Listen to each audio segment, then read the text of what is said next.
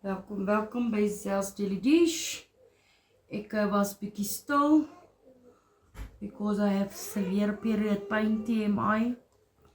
Maar ja, ek het macaroni en mince gemaak met 'n kaassousie op 'n Vrydag.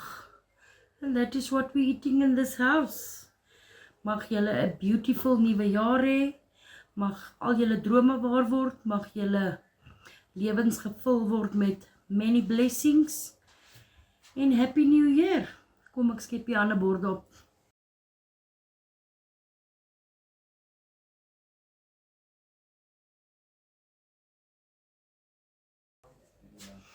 And this is how she's looking.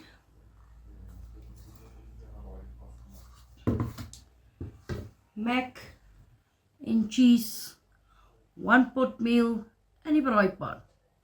Mince korrelgoed. Mag julle 'n beautiful dag hê. Be blessed. Like, comment, follow, share. Laat weet my in die comments wat julle eet vanaand. En gaan subscribe asseblief op my YouTube channel.